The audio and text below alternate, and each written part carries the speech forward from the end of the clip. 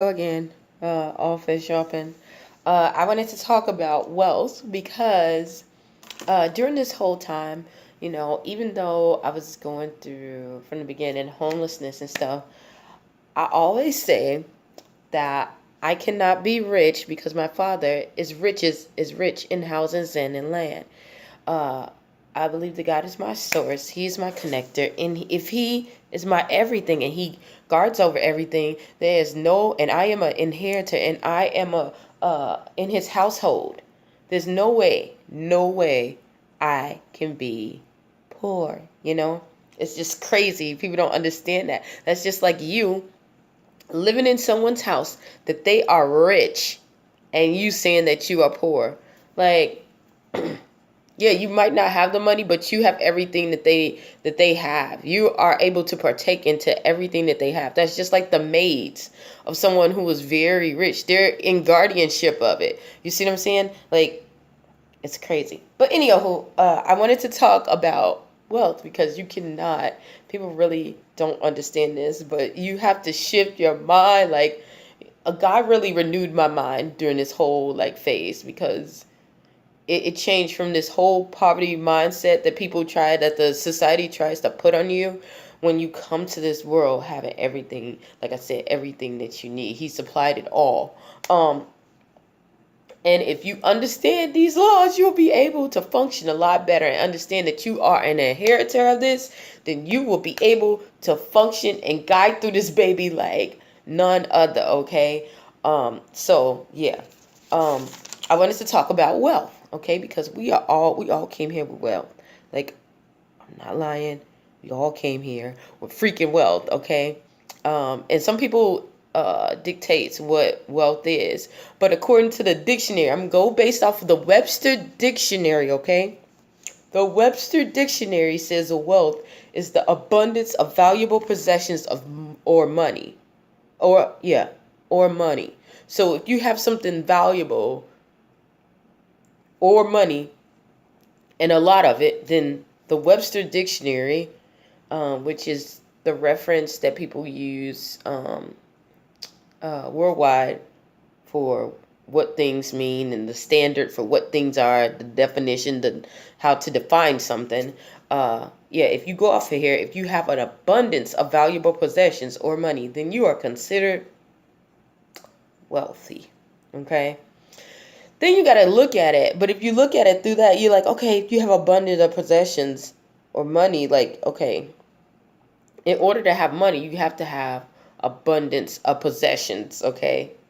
Abundance of possessions of anything, okay, that somebody thinks valuable. Then you got to think like, what the heck is valuable? Some people think shoes are valuable. Some people think cars are valuable. Some people think knowledge is valuable. So you got to really find out what the heck is valuable in order to find out what is abundance. And that's anything that someone puts um carrying, extra carrying, okay? Um how is wealth valuable? It gives affluence or the means to properly uh, put out your goals and your life purposes and to delegate what your life goals are through the land. Think about um, your government, how they're able to do that because they have a lot of affluence. People look up to them. They value what they're saying because they believe what they put power in it by believing in what they're saying is true. Um, yeah. So it gives you affluence. So that is how it's done.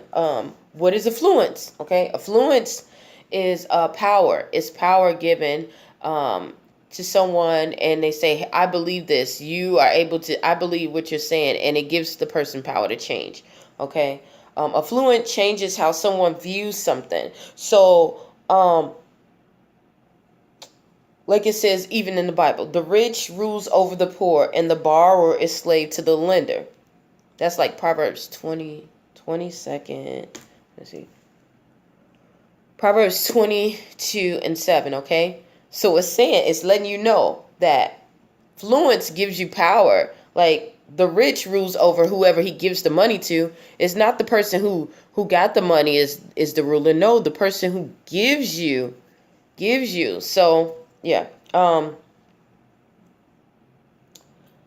that's basically what is wealth. That's just how it is. Okay.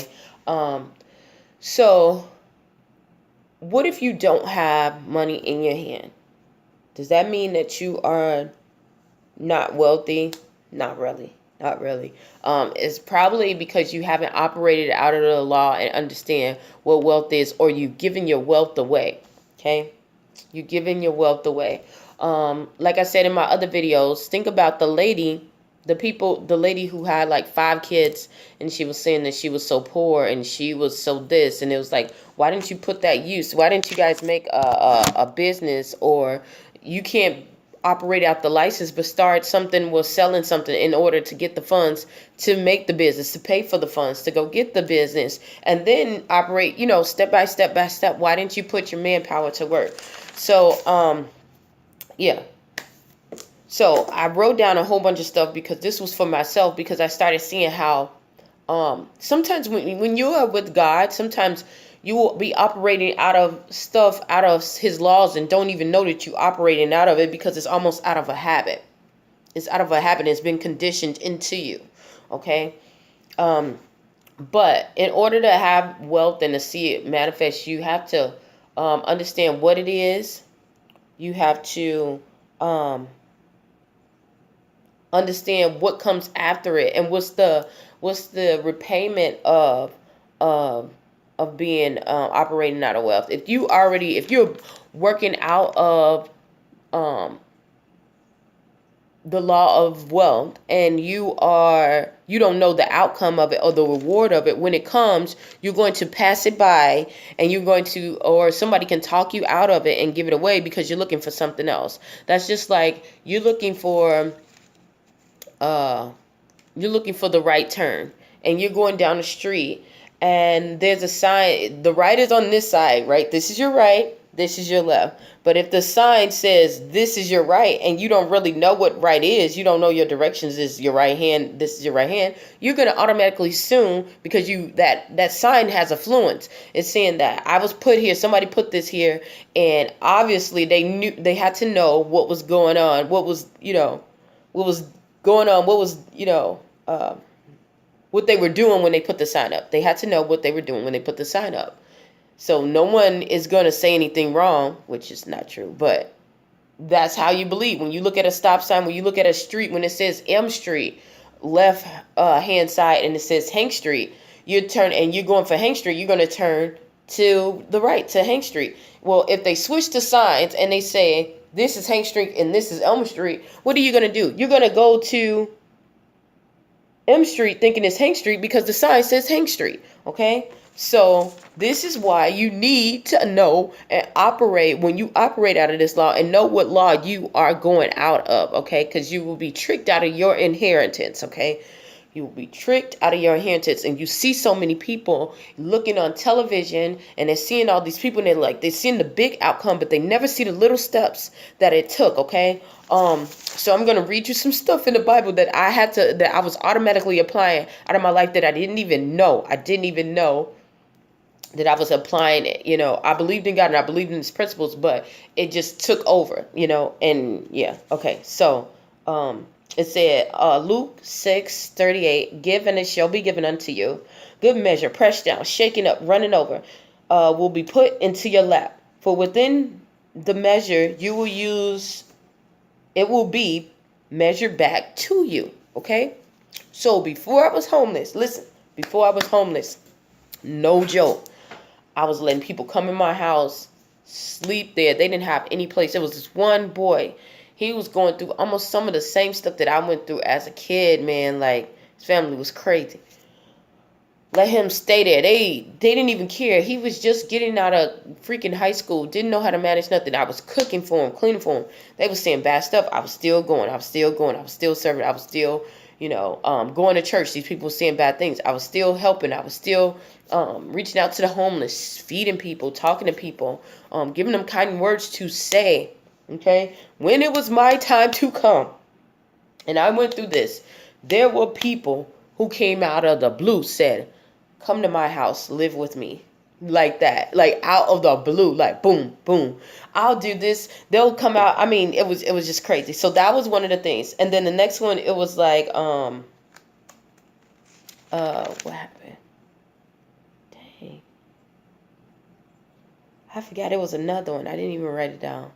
But it was crazy. So it tells you that if you know, if you do this, I would do that. So, yeah. So another thing is, that's one of the prerequisites, like, what you need to do.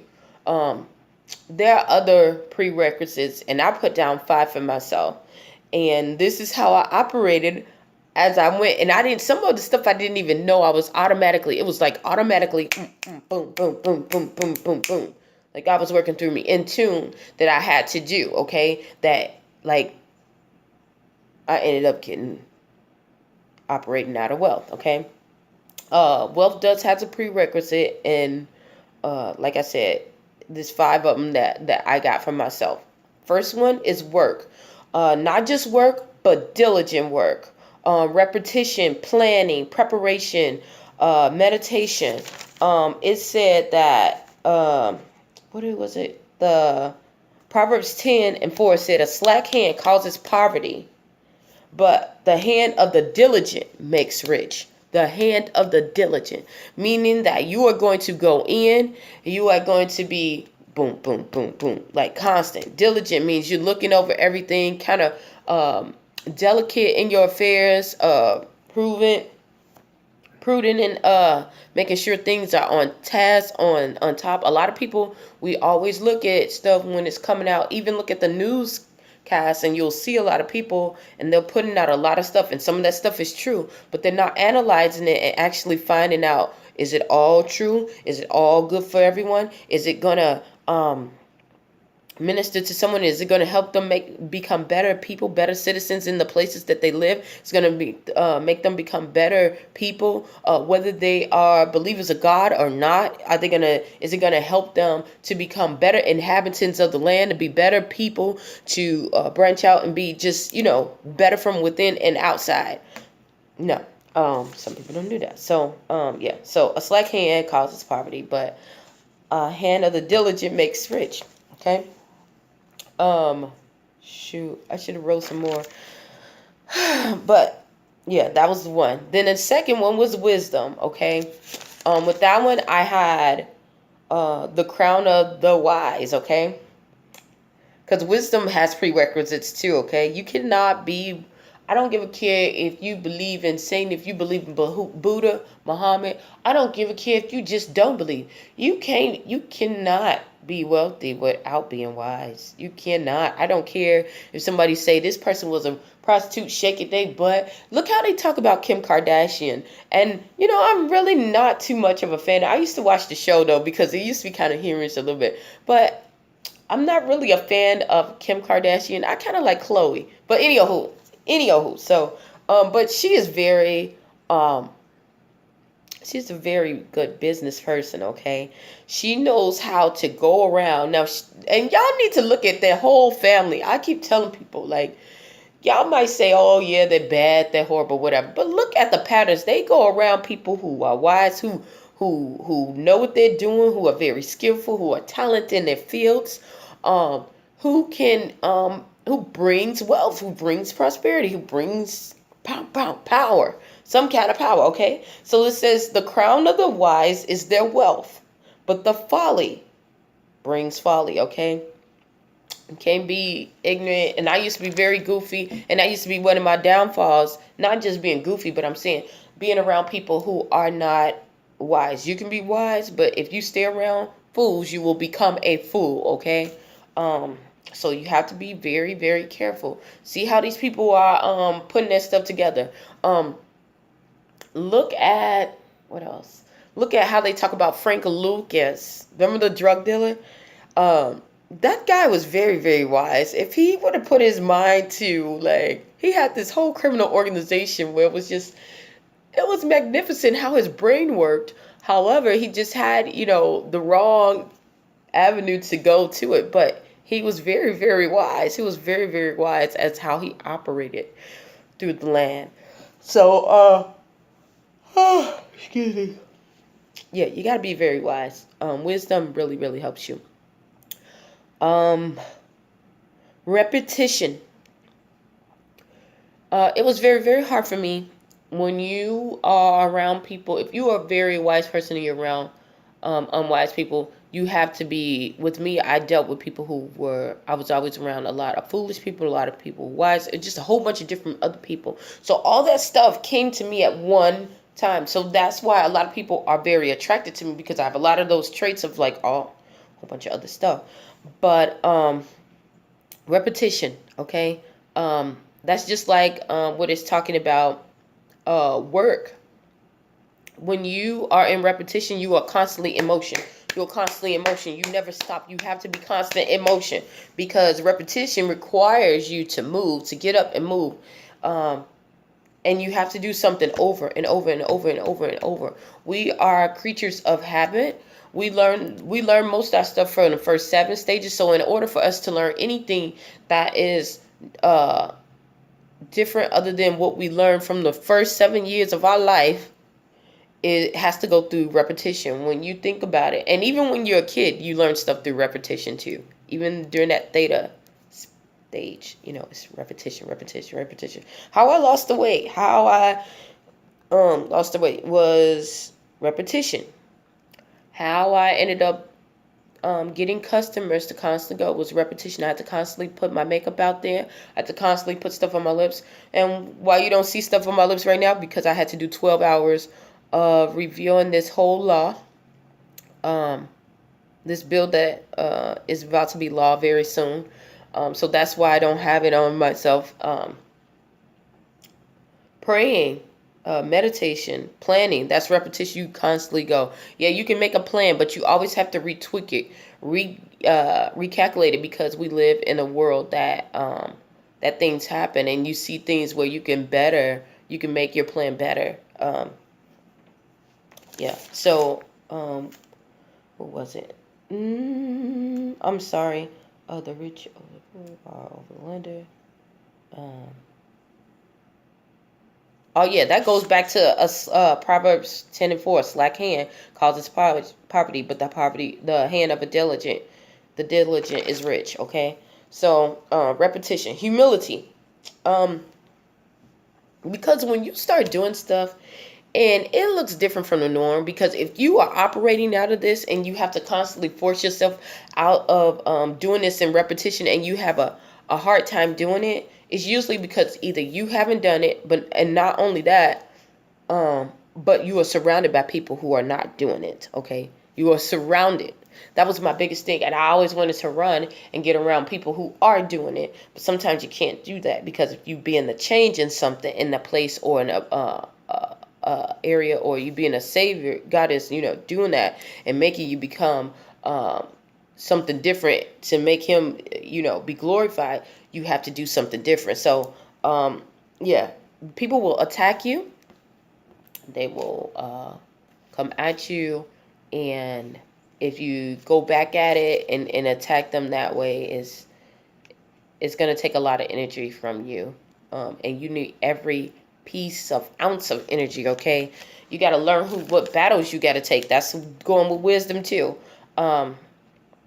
So I had to be very humble and remember what was the greater cause. Yeah, I wanted to snap on you. Yes, you're deserving. But in my righteous mind, I know that it is a greater calling on my life. So I don't have time to sit there and baffle with you and lose my rank and my wealth, the outpouring of wealth. Okay, forgiveness. Okay,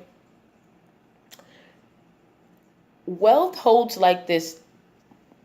We are people, and I know I don't want people to think that I'm like some kind of new ager or anything like that. It's not that. But if you think that, whatever, okay? Everything in this earth, in this world, has a vibration, okay? Just like it is a lot easier to be angry to someone, it is harder to be nice to someone, to be genuinely nice. It really is, because it holds a higher vibration. It's more of a responsibility. When you are screaming and lashing out at people, it takes no effort at all, because you're caring about yourself and self. and self-preservation, and that's it. Not even self-preservation sometimes, because that's not self-preservation if you really think about it. It has no responsibility because you just don't gives a care. People really like, I gives no f's, and it's like that's the lower vibration, and sometimes you have to catch yourself. Forgiveness takes this whole other toll, and it gives you a higher vibration. Okay, it's like, I understand that I've been hurt. I understand that this caused me a lot of pain and it made me feel sorrowful, okay? But I refuse to stay in this element, in this vibration, in this condition. So in order for that, I have to release it and let it go in order to obtain something higher. It's just like the law of attraction, dropping sacrifice, it's not really sacrificing, it's obedience, because you're letting go. And that's part of God's whole plan. Let go, forgive.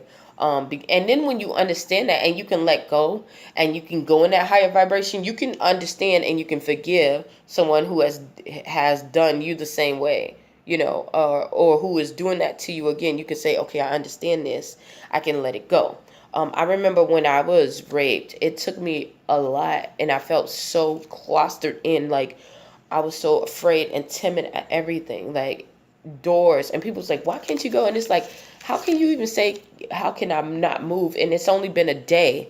It was only a day. And they, like, my family really thought that I was supposed to, and some of my friends thought I was supposed to just get up and just move, like everything was okay. I just had this whole shattering experience. And it was by the grace of God. Like, I was dropped off. Like, I was, I wasn't killed. But you have to that stuff internalizes, and it's going in your psyche, so it messes with you. And it got to a point where I was just like, I gotta let go. I gotta let this go. And if I don't, it's going to kill me. So I ended up saying, in order for me to do this, I'm going to love people no matter what.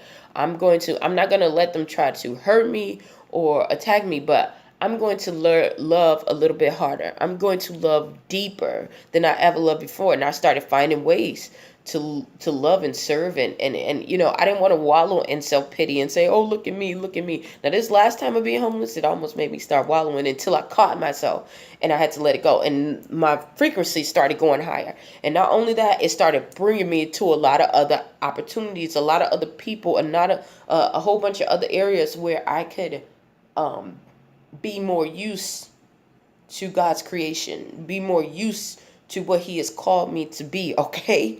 So yeah, forgiveness. If you look at Matthew 28 and chapter 28, I said Matthew. Yeah, Matthew, chapter 28. In the book of Matthew, chapter 28, I want to say it's like 26 to 35. It's talking about just how this man, he owed his master some money. And he's like, please have mercy on me. Have humility. Have humility. That's the main thing. Humility and forgiveness. Okay, humility and forgiveness. Okay, have humility, have forgiveness. Now, the man sees his heart. He's like, give him some time to repay. He's like, okay, I'll let you do that, because he's his Lord. That's going back to, hold on, Proverbs 22:7. The rich man rules over the poor, and the borrower is slave to the lender. So this guy owes this money to this guy, to the lender. And the lender says, all right, I'm gonna forgive your debt. You saying pay me, give me some time to pay. I'm going to clean it off. Okay? So then the man, who his whole debt is being cleared, sees somebody else who owes him the same way. That's why the power of forgiveness comes in. And he had the opportunity to forgive this man of the debt. The same thing that he did. He had the opportunity to forgive him. And he said, no. Beat him and put him in, beat him up, put him in prison. So the guy is like, I gave you this. Now, he could have just been like, forget it. But he was like, the same thing is going back to you. So now, since you operated out of the law of an eye for an eye, you got the law for an eye for an eye. You didn't operate out of the law of wealth, because wealth doesn't go an eye for an eye. If that was the case, you only get what you put in. That's it. No, but operating out of the gift, out of the wealth, the law of wealth, it says, given it shall be given to you. For with the measure you use, it will be measured back to you. But it says, good measure, pressed down. So whatever you're doing, it's going to be intensified, pressed down, shaken up, running over, and it will be put in your lap. It will be, bam, given to you, okay? So this is how I know I'm going to get this shelter. I claim it because I know that this is something that was a calling to me, and I was operating out of these laws. I'm just telling you how this stuff is going, okay? I'm operating out of God's law. I'm no different from nobody else. I'm created in his image. Yes, I'm a glorious creature that he has created, but I operated. The reason why I'm getting this is because I operated out of the man's laws, out of God's laws, okay? That book, that manual, okay? So, okay, if you are operating out of wealth, out of that law of wealth, and applying it fully, constantly, uh, with repetition, then you will get the following. You're going to get power, okay? First thing you're going to get power anyway because you're operating out of what God tell you. If you do this, then I will do this. God said, if you obey my laws, then I will give you. This is the guarantee what I'm going to give you, okay? Okay, so he gives you power. You're connected to the source. You're connected to him. When you follow someone's laws or what they say and you're in agreement to it, you are in covenant. You are in covenant, okay? That is a blood covenant. I don't care what nobody, if you believe in God, it's a blood covenant. That's why we take the blood, whatever. Anyhow, so I don't want to get like super deep because this channel is it is about my life and it's talking about, what is God is doing for me, but it's also for everyone to hear. Everyone who think they can get a message. So anyhow, so when you operate out of this law, you get power. You get affluence because you constantly doing it. So you already made your whole history. That's history. People look at facts, and it can be true facts or on facts. People say facts is something that can be proven. Everything that can be proven is not true. Not everything. Everything that's presented as facts is not true. We've seen that so many times. But your history, everything repetition is going to prove what you are about, once you do that and you're not being lazy, you're not being slack, it automatically comes to you. Capital, securities. Capital is dominance. It's not just power, it's dominance. It's bigger than influence. It's dominance. It's going to give you so many gains. You're going to have connections with people. People think that wealth is dealing with just money. But it's saying in Webster's dictionary, an abundance of valuable possessions, okay? Knowledge. That's the biggest possession you could ever have. Knowledge gives you what? Wealth. Knowledge is the real thing of wealth. Because if you can find out what's valuable to someone, then you can put a price on it. And if you have a lot of it, you can put a price on it and you can gain wealth. Okay? So, knowledge. There's a lot of people who know a lot of knowledge. And that's how they make their thing. Whatever you're good at, that's going to give you that. So, yeah, that's my whole take on, that was almost 30 minutes on wealth. And I felt like I needed to make it because it was so crazy. And I just came up with it with the last 15 minutes before I even came on here, because I was going to talk about how my boss was acting crazy, but her boss's boss found out what I used to do and wanted me to help her. And now I might be her boss. Her boss's boss. So it's so crazy. But it was talking about operating out of wealth, So yeah. So I felt like I needed to make that. So hopefully something I said or done will help you on your journey. Definitely stay tuned to Journey to Jerusalem. Yeah, thanks.